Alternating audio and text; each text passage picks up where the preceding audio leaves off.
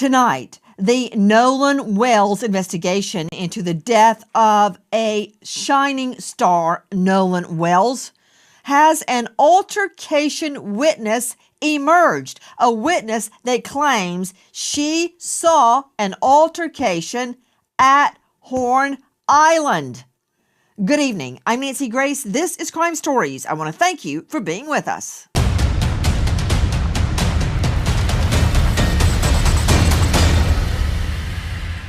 A Nolan Wells phone evidence torpedo. Two confirmed witnesses that saw Nolan Wells on the island around 6 p.m. The Triton, as you said, left around 4:30. What witnesses? Where? Who, what, where, why, and when? I have not spoken publicly about this before, but I witnessed an altercation involving Nolan Wells from a boat nearby. What I saw has stayed with me, and I believe it's important information. I have provided or intend to provide my account to the appropriate investigators because Nolan's family deserves the truth. Out of respect for the ongoing investigation, I won't speculate beyond what I personally observed. While I was on the boat near the area, I witnessed an altercation involving Nolan Wells and several other individuals. I saw what appeared to be an argument that escalated after there was a dispute involving Nolan's phone. I heard Nolan yelling for his phone to be returned. The argument continued after the group reached shore, and I observed a physical fight involving Nolan and multiple people. I also observed a young woman telling them to stop. At that point, I left the area because the situation had appeared to be getting worse. I did not remain long enough to witness what happened afterward. Everything beyond what I personally observed would be speculation, so I cannot honestly say what occurred after I left. Then she said she messaged one of the individuals that she saw, "Hey, I just want to say I was a passenger on another boat and I saw the argument between you guys and we'll go to the police with this information. I also have video footage. My husband doesn't show much, but it shows the argument that was taken and how you guys were upset at Nolan because of the young lady." Every piece of evidence must be examined. Every credible lead must be followed to its conclusion. Every witness interview must be analyzed in context of all other evidence. That is the official statement from the district attorney. Read it again. Every credible lead, every witness interview, every piece of evidence. Now hold those words in your mind while you consider what happened when a potential eyewitness emerged claiming she saw an altercation involving Nolan Wells on Horn Island just before he disappeared. The official response was not urgent. It was silent. Not a call for her video. Not a demand for her timestamp. Just silence. That gap between what was said and what was done is not a contradiction. It is a window. And through that window, you can see the entire architecture of this investigation. Think of this case as a house. The public has been told the house is solid. The foundation is secure. The walls are plumb. But one day, a single crack appears in the basement. A witness says she saw something. She has a video. She sent text messages. She named names. And instead of repairing the crack, the official response is to insist the house was never built in the first place. That crack is the witness. And the question is not whether the house is solid. The question is why nobody wants to look inside. Before we go deeper into what the documents actually show, make sure you are subscribed to Trial Theory, Unsealed, because we do not just cover the story, we follow the evidence. The witness claims she was a passenger on another boat. She says she saw an argument escalate. She says she heard Nolan yelling for his phone to be returned. She says she saw a physical fight involving multiple people. She says she told them to stop. Then she left. That is her account. Now, contrast that with the official narrative. The acquaintances say they left the island around 4:30. They say Nolan never got back on the boat. They say they have GPS data, Life 360 data, and a phone call to prove it. So which timeline is correct? The one where nothing happened after 4:30, or the one where something happened around 6? Because both cannot be true. Here is where the forensic fury begins.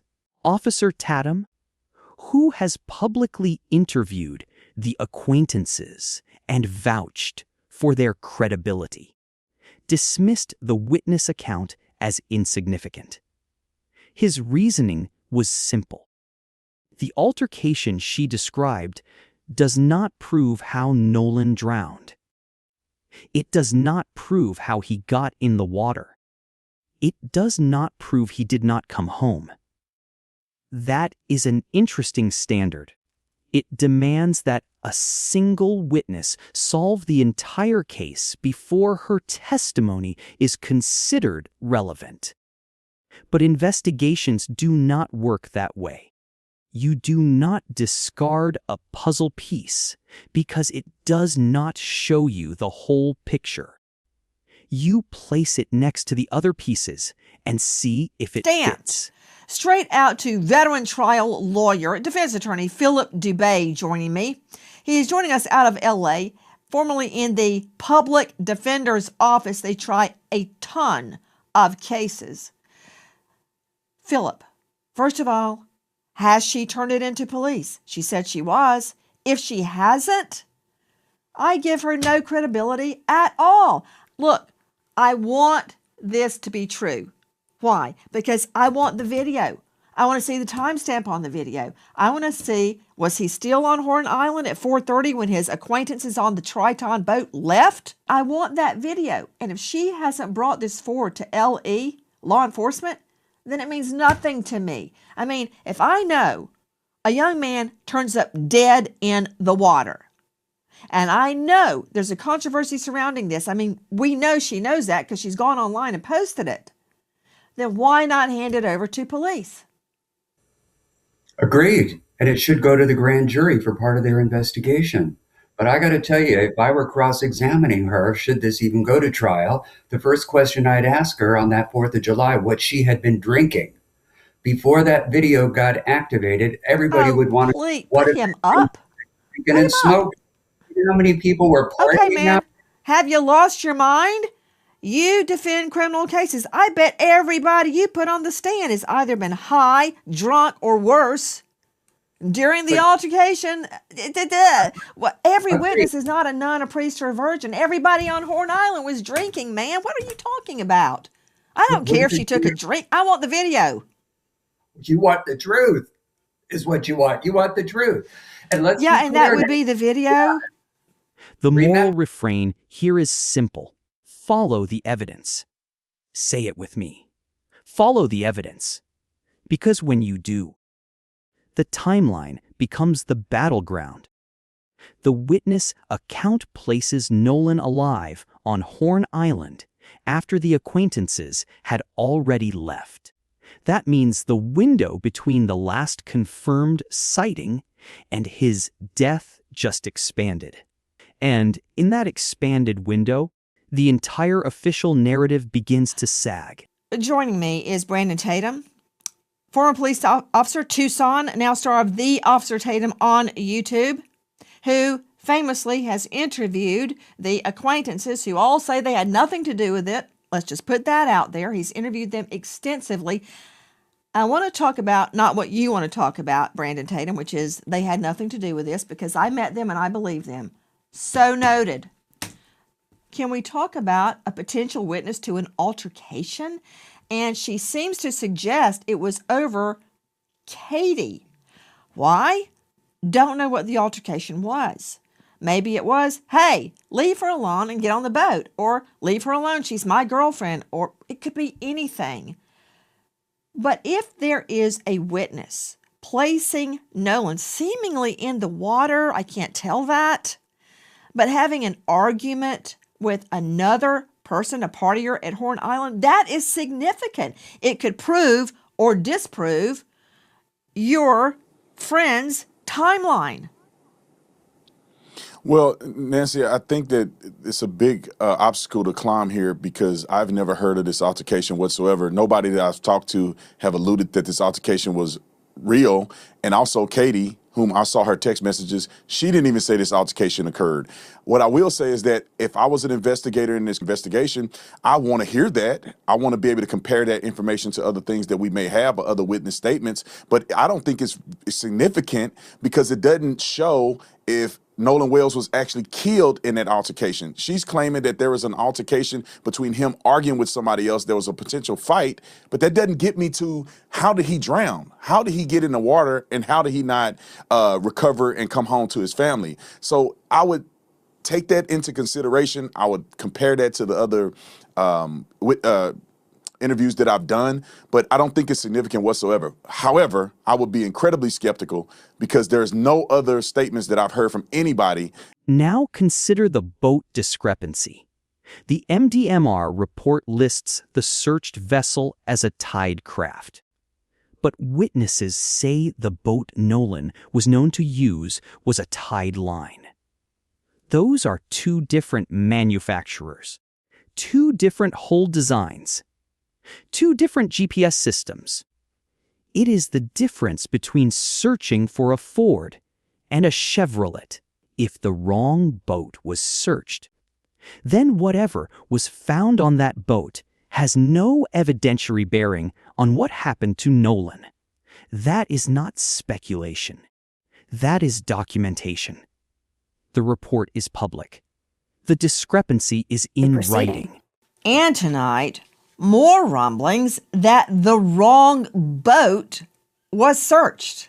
The MDMR report states that the searched vessel was called a tied craft, right? On July 8th. But witnesses show he used a tied line boat on July 4th. In the MDMR report, right down at the bottom in the yellow, it says tied craft, not tied line. From Sam Crouppen to Ben Dobrin, emergency response diving instructor and trainer. Ben, thank you for being with us. What about the mistake in the name of the boat, if it was in fact a mistake? And could that explain any problem in getting GPS information? Well, absolutely, because they're two different brands of boats. It's like saying, I'm going to search a Ford, and then you go out and search a Chevrolet in a car. They're very different brands of boats. And so if they were searching the wrong boat, then any information on that boat would be the wrong information. So if you're going after the GPS plotter on the Chevrolet, but you want the GPS plotter off of the Ford, they have no bearing. And so if you're searching the incorrect boat, you have incorrect evidence. Follow the evidence. And then there is the autopsy. The second autopsy performed coronal sectioning of the face. Multiple incisions. The forensic pathologist found no blunt force trauma, no facial strikes, no bruising on the knuckles, no injuries on the forearms. In a reported fist fight involving multiple people, the body shows no sign of a fist fight. That does not disprove the witness. It reframes her account. If Nolan was in an altercation and the body shows no defensive wounds, then what kind of altercation was it? Death investigator, professor of forensics, Jacksonville State University. You can see him now on a hit podcast. It's on YouTube, Body Bags with Joseph Scott Morgan. Joe Scott, if there had been not a blunt force trauma that Officer Tatum is describing, but a fist fight, if there had been a fist fight, plus body in water for multiple days, body decomposition, would you expect to see red marks on the hands at that juncture, on the face? what would you expect if there had been a fisticuffs? Yeah, you would see, well, first off, above discolored areas, like consistent with contusions, if there are facial strikes or just body blows, you can actually see abraded areas over the surface of his fingers, and these are very subtle sometimes. And if there is decomposition, which we believe there is, particularly per the second autopsy that was performed, he didn't make note of this. And can I go one more step with this? And this is kind of graphic, but people need to understand this. This physician that did the second autopsy actually did what's referred to as a coronal sectioning of the face. So there were multiple incisions made into Nolan's face in this autopsy, this second autopsy. And this guy didn't see anything. He didn't see anything that was of import relative or indicative of blunt force trauma. And I would think that if there was contact, particularly if he's fighting a group of people, these sorts of things, you're going to have injuries probably on the leading edges, or what we refer to as the blade of the arm right here on the forearm, the back of the hands, the knuckles, those points of contact. And certainly if there's facial strikes going on with him, which we find with blunt force trauma many times with fisticuffs, as you say, you'll see these strikes, you'll see marks on the face. There's nothing to indicate that in the second autopsy. Now, what the state has, I don't know, but I do know this. I know they're saying they're done with the autopsy and that it's complete, which means the gross findings in the autopsy room, the tox, the histology, that means that autopsy report is complete. They just hadn't released their findings yet. Was he restrained? Was he held? Was he overwhelmed not by fists but by numbers? And if so, does that change the question from how did he drown to who made sure he drowned? Number one, he's dead shortly after an alleged altercation with another male. We think over a woman. See, in my world, I put together both circumstantial and direct evidence. Direct evidence would be, for instance, DNA or a fingerprint. Circumstantial evidence is the timing of the alleged altercation and his death. Right? Nancy, so but Nancy, it's hard for me to believe that there's some kind of altercation on Horn Island just before he dies, and they were not connected. That's hard for me to believe that. Well, Nancy, she's not saying he lost the fight. She's not saying that he got beat up.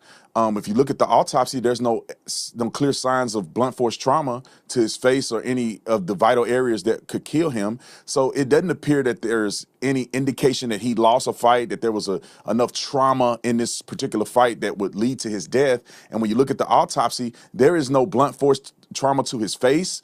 There is no lacerations or damages to the back of his head. This is redness that was underneath the skin. Oh, wait, are you looking at the screen? Because I'm looking at a big red mark on the back of his head. Yeah, but this is underneath the skin. This is not a big red gash that's in the back of his head, which would be consistent with blunt force trauma. This is something that occurred underneath the skin that could have been from pooling of blood after his death due to, Okay, I need to explain something. I'll let the experts talk about specifics, but it doesn't appear that okay, let's do that. But I want everyone to understand why Officer Tatum is here. Officer Tatum and Philip Dubé and others on our panel tonight are taking a particular side, right? It's called cross-examination, and it is similar to what happens in court.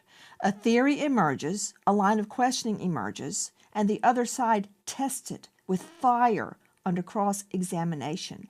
And then, hopefully, you get to the truth. Right Here now, we're is the ticking clock moment. What if the witness video is time-stamped? What if it shows Nolan alive after 4:30? What if it shows the argument, the phone dispute, the physical contact? Then every GPS coordinate, every Life 360 ping, every public statement from the acquaintances becomes something else entirely. Not exculpatory evidence, but an alibi that only works if no one looks too closely. Okay, Officer Tatum, I respect everything that you just said, But to have a witness tell me it's true because I said so and because my friends say so, that doesn't mean it's true to me. This is GPS. It could be true. They And I provided. see They provided GPS. Life That 360. doesn't tell me what happened to Nolan. Just because they No, I'm got saying GPS, they provided Life they 360, came back. they provided Life 360. They provided the CETO call, and you can put those two things together and say, okay, the timeline matches. And if they left at 4:30, they were already gone. All three boats that came out were already gone when Nolan was last seen. So now you have a timeline that's consistent with evidence that they presented. Right there. I was going with you until you said the time Nolan was last seen. Because their GPS data, I'm sure, is correct. And their Life 360 data, I'm sure, is correct. I'm not arguing with the technology. But what happened just before that? Where was Nolan when they're leaving the island? If you can place him on that island at 5 or 6 o'clock, please do it. And then I will turn attention elsewhere. I'm not trying to hang your friends, the people that you have interviewed. And I respect that you believe them, and maybe you're right.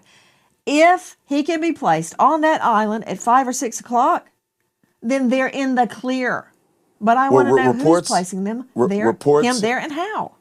Reports have come out that there's two reliable witnesses. TMZ reported on this. They said they saw Nolan a little bit before 6 p.m. So the question becomes this: is the investigation moving slowly because the truth is hard to find, or because the truth is inconvenient to the timeline already presented? I understand the public's urgency to know what happened to Nolan. But we are not taking time for time's sake. We are taking the time required to complete the work this investigation demands. Since Nolan was reported missing, local, state, and federal law enforcement agencies have worked around the clock investigating what happened to him. Every piece of evidence must be examined. Every credible lead must be followed to its conclusion. Every witness interview must be analyzed in context of all other evidence. The pressure for answers does not change what the work requires. Our responsibility to Nolan and our community is to complete this investigation thoroughly, carefully, without compromise, supported by the evidence and worthy of the confidence of the people we serve. I also understand that many people have questions about why more information has not been released publicly. In Mississippi, the rules of professional conduct restrict the information a prosecutor can release during an investigation. Our restraint in communicating facts and evidence is not an effort to keep the truth from the public. It is an effort to protect the integrity of this investigation and the grand jury proceeding. And that is the thriller buried inside this bureaucratic calm. The district attorney says she is presenting all evidence to the grand jury. The grand jury will determine the cause and manner of death. In Jackson County, Mississippi, that grand jury operates under a hybrid coroner inquest system. It decides not just whether a crime occurred, but whether the death certificate should reflect a crime. That is enormous power. And the old legal phrase applies. A grand jury will indict a ham sandwich if the presenter wants them to. Philip Dubé joining us, veteran trial lawyer. Philip, we know, because the district attorney has said she is presenting information to a grand jury. There are reports it is a criminal investigation. What do you make of the possibility this is a criminal investigation? I'll tell you exactly what it is. Jackson County, Mississippi is one of the few jurisdictions in the United States that follows the old Sergeant Code. And what that was back in the day was the days of the coroner inquest, where if you had a violent, sudden, or casual death and they couldn't figure out what happened, you would impanel a jury where the medical examiner or the then appointed or elected coroner elicits testimony from people to try to determine manner and cause of death. What Mississippi did is they abrogated that and created this hybrid sort of coroner's inquest with grand jury investigation, where the grand jury will decide whether or not a death occurred and if there was a crime. And based on that, they can complete the death certificate with the cause and manner of death and decide if they're going to return a true bill of indictment against a suspect. Is it your belief, Philip Dubé, that the grand jury presenter, and I have presented to literally hundreds of grand juries, that's one of the first things we would do in the Fulton County District Attorney's Office. Is it your belief that, to a large degree, it depends on the leaning of the presenter? Does the presenter believe a crime occurred? Or does the presenter want a no bill, in other words, no indictment? It's twofold. They want to determine, first of all, cause and manner of death and if it's a crime. And so they've sort of combined the roles of the grand jury leader, if you will, or the grand jury DA to help the grand jury make both determinations. So it's my opinion right now, they don't know if they even have a homicide. They don't even know the cause of death, but they've lumped in all the causality to criminality just to get it all in one. Let me rephrase it, Dubé. Will the grand jury typically do what the presenter wants them to do? I mean, haven't you heard the phrase, the grand jury will indict a ham sandwich if the presenter wants them to? Sure. Yes, so they will. yes? But it is. Okay. So the real question is not what the grand jury will decide.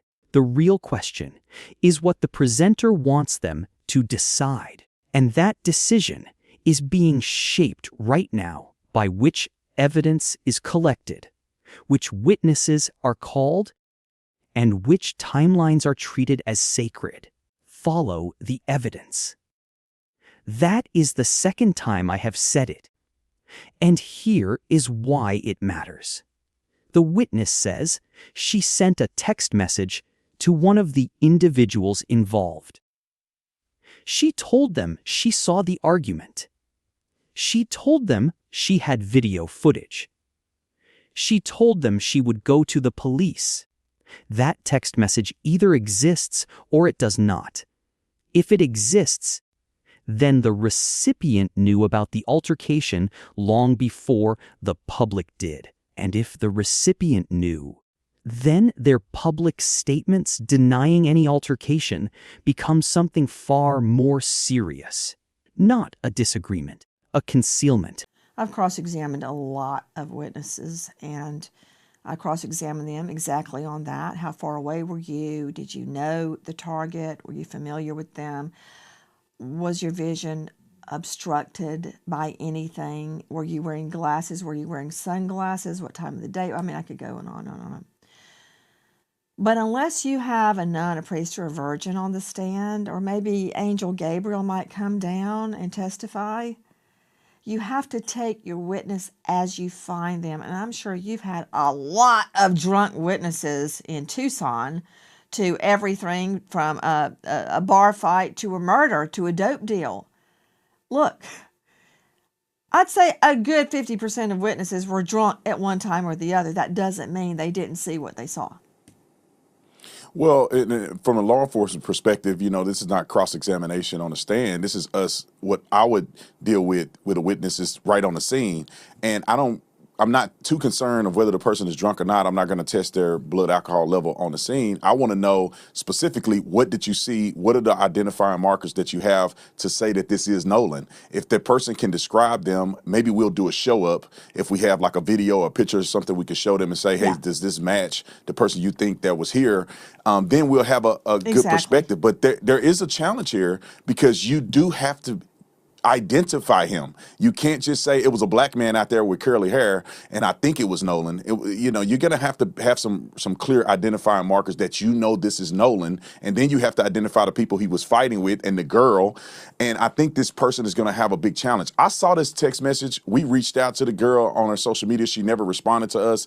I don't know if she ever really sent it in to the police, but it is problematic, in my opinion, if she hasn't. If you're going to say somebody is going to spend time in jail, or you are alluding to the fact they've committed a crime, and the fact now that we know that Nolan did not survive being out there at Horn Island, and you never submitted that to law enforcement, there's a potential that that's tampering with evidence. If you have evidence of a crime and you're withholding that from law enforcement, and you knowingly and intentionally are doing that, that could be very problematic for a person who claimed to be a witness. No.